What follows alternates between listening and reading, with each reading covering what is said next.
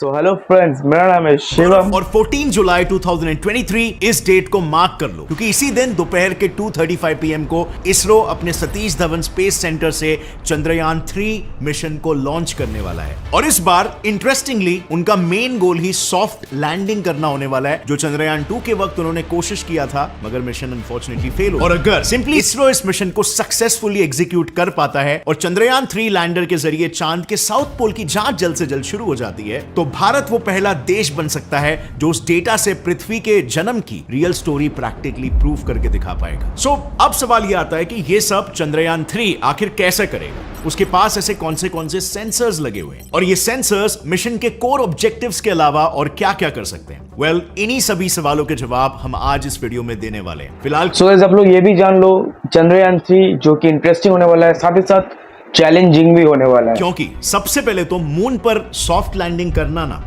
Mars पर soft landing करने से भी ज्यादा मुश्किल है। एंड यस, वही मार्स जिस पर मून के कंपैरिजन में 33 टाइम्स ज्यादा क्रेटर्स है। Now wait, let me explain. तो यहां पर देखो, जैसे आप देख सकते हो, पूरे दुनिया में 77 गवर्नमेंट स्पेस एजेंसीज है। उनमें से सिर्फ 11 कंट्रीज ने ही सक्सेसफुली मून मिशन किए हैं। बट सिर्फ 3 ही कंट्रीज ऐसे हैं, अमेरिका, रशिया और चाइना, जो अब तक लूनर सरफेस पर सॉफ्ट लैंडिंग कर पाए हैं। जबकि मार्स तो ज्यादा दूर है। उन पर जिन 5 कंट्रीज ने स्पेस मिशन किए हैं, उनमें से 2 कंट्रीज ने सक्सेसफुली लैंड किया है। यानी कि मार्स पर लैंडिंग का सक्सेस रेट हो गया 40% और वहीं पर लूनर सरफेस पर 27%। अब ऐसा इसीलिए क्योंकि देखो, जहां पर एवरेज एक स्पेसक्राफ्ट को मार्स पर पहुंचने के लिए 7 मंथ्स लगते हैं, वहीं पर मून पर स्पेसक्राफ्ट महज 3 दिन में पहुंच जाता है। सो अगर गलती से भी मून पर जाते वक्त स्पेसक्राफ्ट का पैथ किसी भी रीजन से डिफ्लेक्ट होता है, तो इतने कम समय में उसे मैन्यूवर करना, यानी कि कंट्रोल करना और उसके पैथ को करेक्ट करना ज्यादा डिफिकल्ट हो जाता है। बेसिकली स्पेसक्राफ्ट के स्पीड के बेसिस पर स्पेसक्राफ्ट लैंडिंग का टाइम एस्टिमेट किया जाता है। मतलब सपोज अगर स्पेसक्राफ्ट की स्पीड 20,000 किलोमीटर/आवर है, तो उसे मून पर लैंड करने के लिए सिर्फ 15 से 30 मिनट का विंडो मिलता है। अदरवाइज उस स्पेसक्राफ्ट का खेल खत्म। इस टाइम फ्रेम में टचडाउन स्टार्ट भी कर दिया,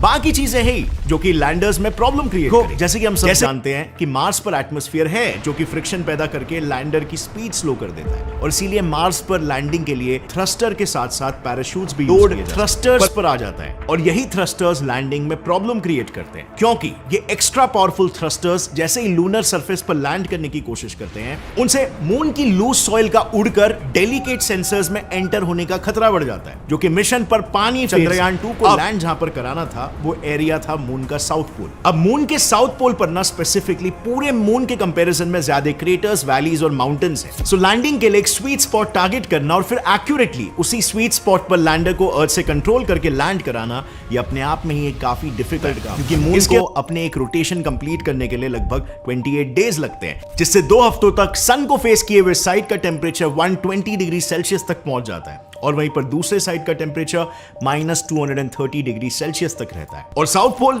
साउथ पोल इन दोनों रीजन्स का जंक्शन, लैंडर की हालत बिल्कुल इस ग्लास की तरह हो जाएगी। इसमें जैसे आप देख सकते हो, गर्म पानी डालते ही ग्लास चटक गया, बस वैसे ही लैंडर के पुर्जे भी आसानी से फिर भी उसके साथ कम्युनिकेशन टूटने का खतरा तो रहता ही है। तो देखो, आपको शायद पता नहीं होगा, पर चांद के सदर्न पोल पर ऑलमोस्ट 24/7 अंधेरा ही रहता है। जब दिन भी होता है तो सिर्फ होराइजन पर ही सन दिखाई देता है, जिसकी वजह से क्रेटर्स और माउंटेन्स के पीछे छुपे कुछ एरियाज ने तो मून के फॉर्मेशन से लेकर अब तक सन देखा ही नहीं है। अब ऐसे में लैंडर के सोलर पैनल्स कैसे काम करेंगे? बस इन्हीं सब रीजंस, यानी कि लैंडिंग साइट डिटेक्ट करने के लिए इनफ समय ना मिलना, डस्ट से सेंसर्स खराब होना, लूनर साउथ पोल के हार्श टेम्परेचर और सरफेस की मार और कम्युनिकेशन इश्यूज, इनकी वजह से कई बार लूनर सॉफ्ट लैंडिंग्स फेल हो जाते हैं। अब चंद्रयान 3 में इन प्रॉब्लम्स को हैंडल करने के लिए इसरो ने एक ऐसी यूनिक स्ट्रेटेजी का इस्तेमाल किया है कि अब की बार सॉफ्ट लैंडिंग में प्रॉब्लम्स आने के चांसेस ना के बराबर है। उन्होंने सॉफ्ट लैंडिंग की डिफिकल्टी को सॉल्व करने के लिए चंद्रयान 3 के लैंडर के लिए लकीली एक ऐसा स्पॉट ढूंढ निकाला है जहां ना क्रेटर्स और माउंटेन से भरा अनइवन सरफेस है और ना ही ड्रास्टिकली अनइवन टेम्परेचर्स। ऑल्सो जब 14 जुलाई को चंद्रयान 3 लॉन्च होगा, तब वो सबसे पहले 5 बार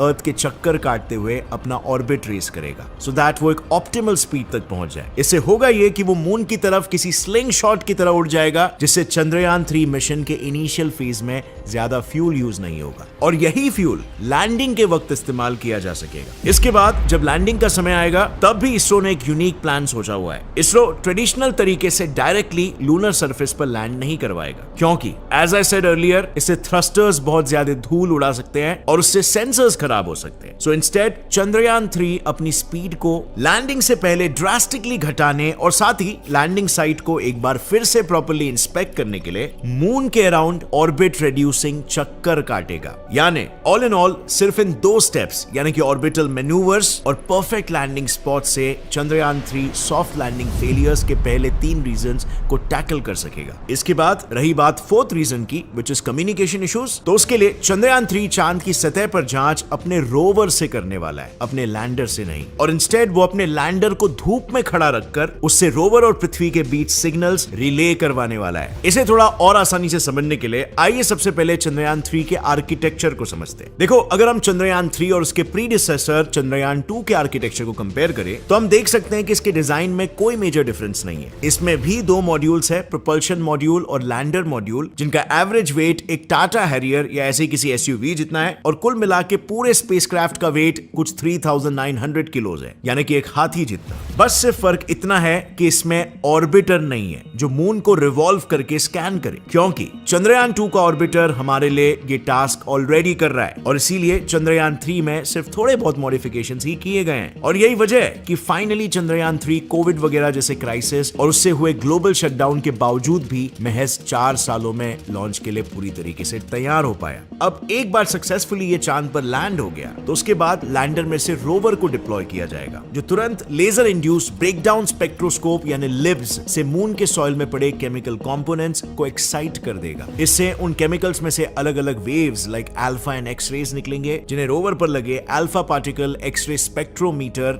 फिर डिटेक्ट करके एनालाइज करेगा, ताकि मून के साउथ पोल पर सॉइल का कॉम्पोजिशन क्या है ये पता किया जा सके। इसके अलावा साइमल्टेनियसली लैंडर अपनी लैंडिंग साइट से ही मून पर एटमॉस्फेयर कितना थिन है ये पता लगा पाएगा और इतना थिन क्यों है इन मिस्ट्रीज को भी डिकोड करने की कोशिश करेगा, क्योंकि जैसे मैंने पहले कहा था कि मून पर ना के बराबर एटमॉस्फेयर है। पहले तो लोगों को लगता था कि मून में एटमॉस्फेयर है ही नहीं, लेकिन रीसेंट स्टडी में मालूम पड़ा कि मून के 10 किलोमीटर ऑल्टीट्यूड तक एक बहुत ही थिन आयनोस्फीयर या सिंपली चार्ज पार्टिकल से भरा एक हल्का सा एटमॉस्फेयर का लेयर है और जिसके एग्जिस्ट करने का एक्यूरेट रीजन अब तक किसी को नहीं मालूम। सो चंद्रयान 3 का लैंडर बेसिकली अपने रैम्भा और चेस्ट इन सेंसर्स की मदद से मून के आयनोस्फीयर के हीट कंडक्शन प्रॉपर्टीज और तापमान के बारे में हमें प्रिसाइज डेटा देगा। इसके अलावा मून पर अर्थक्वेक्स डिटेक्ट करने के लिए लैंडर पर इंस्ट्रूमेंट फॉर लूनर साइस्मिक एक्टिविटी यानी इल्सा डिटेक्टर फिट किया गया है और लैंगमुइर प्रोब यानी एलपी भी लगाया गया है, जो सन से आती हुई प्लाज्मा वेव्स को डिटेक्ट कर पाएगा। यानी इन शॉर्ट मून का एटमॉस्फेयर पूरी तरह से सूरज के पावरफुल रेडिएशंस का नतीजा है या फिर चांद के केमिकल कंपोनेंट्स का। इसका एक एग्जैक्ट आंसर हमारा चंद्रयान 3 पता लगा सकता है। लेकिन ये तो हुई सिर्फ लैंडर और रोवर की बात। इसरो ने प्रोपल्शन मॉड्यूल को भी 2-in-1 के जैसे इस्तेमाल किया है। फर्स्टली उन्होंने इस पर स्पेक्ट्रोपोलैरिमेट्री ऑफ हैबिटेबल प्लैनेट अर्थ यानी शेप नाम का एक इंस्ट्रूमेंट इंस्टॉल किया है, जो अर्थ की तरह हैबिटेबल एक्सोप्लैनेट्स को भी डिटेक्ट करके उनके केमिकल कॉम्पोजिशन को स्टडी कर सकता है। देन डिटैच होने के बाद प्रोपल्शन मॉड्यूल रिले सैटेलाइट की तरह काम करेगा, जहां वो लूनर साउथ पोल पर भी मैसेजेस और डेटा इंटरप्शन ना हो, इसीलिए रोवर और लैंडर से आए इंपॉर्टेंट डेटा पृथ्वी पर मौजूद इसरो के इंडिया डीप स्पेस नेटवर्क के एंटेना की ओर रिले करेगा। अब ये एक बहुत ही बड़ा स्टेप है, क्योंकि इससे हमें किसी और देश के रिले सैटेलाइट्स की जरूरत नहीं पड़ेगी और हमारा डेटा भी सिक्योर रहेगा, क्योंकि पहले ऐसे बहुत बार हो चुका है इसरो से आया डेटा दूसरे कंट्रीज चुरा पाए थे। अब अगर देखा जाए ना तो ये हमारे मैन्ड मिशन का एक फर्स्ट स्टेप हो सकता है, क्योंकि अगर आज हम लैंडर को मून के साउथ पोल के डिफिकल्ट टेरेन पर लैंड करा सके तो डेफिनेटली गगनयान मिशन के तहत इंडियन एस्ट्रोनॉट्स को भी सेफली आउटर स्पेस में भेजा जा सकता है। इस मिशन से हमारा कॉन्फिडेंस काफी बढ़ जाएगा। बट खैर, गगनयान मिशन के लिए अभी टाइम है। फिलहाल इतना समझ लो कि चंद्रयान 3 का मिशन अगर सक्सेसफुल होता है तो उससे भारत पहला वो देश बन सकता है जो पृथ्वी के क्रिएशन और एवोल्यूशन से जुड़ी थियरी को प्रैक्टिकली प्रूव करके दिखा सकता है। क्योंकि साइंटिस्टों के अकॉर्डिंग मून के साउथ पोल पर स्पेक्ट्रोस्कोपी के जरिए ये देखा गया है कि वहां आइस के फॉर्म में वाटर के मॉलिक्यूल्स काफी ज्यादा है और वहां के क्रेटर्स के अंधेरे कोनों में जमा हुआ पानी तो चांद और पृथ्वी जब पैदा हुए थे तब से ही वहां पर मौजूद है। साथ ही रिसेंटली ये भी देखा गया है कि मून पर कुछ मैग्नेटिक फील्ड एनोमलीज भी है। वहां भी अर्थ की तरह एक अनइवन मैग्नेटिक फील्ड है। अब मोस्टली ऐसा तब होता है जब किसी सेलेस्टियल ऑब्जेक्ट के अंदर एक एक्सट्रीमली हॉट मोल्टन कोर हो। मतलब अगर हम इस अनइवन मैग्नेटिक फील्ड के कॉज का पता लगा पाए तो हम भी ये समझ सकते हैं कि क्या चांद ओरिजिनली हमारी पृथ्वी से ही टूटकर बना था, जैसे कि थिया की अर्थ से टकराने की पॉपुलर थियरी कहती है। ऑल इन ऑल, अगर चंद्रयान 3 चांद पर मौजूद पानी और वहां की मैग्नेटिक फील्ड इन दोनों चीजों की डिटेल इंफॉर्मेशन निकाल पाया तो उससे पृथ्वी के इतिहास की कई पहेलियां सुलझ जा सकती है। और सबसे मजेदार बात यह होगी कि हमारा देश इसे सुलझाने वालों में से सबसे पहला देश होगा। बस फ्रेंड्स, प्रॉब्लम यहां पर यही जैसे आप लोग को ऑलरेडी पता है, नासा 1958 में एस्टैब्लिश हुआ था और फिर भी सिर्फ 11 सालों में ही वो इंसानों को चांद पर पहुंचा चुका था, जबकि लगभग उसी समय में बना हमारा इसरो अपने टाइट बजट के चलते आज तक ये अचीव नहीं कर पाया।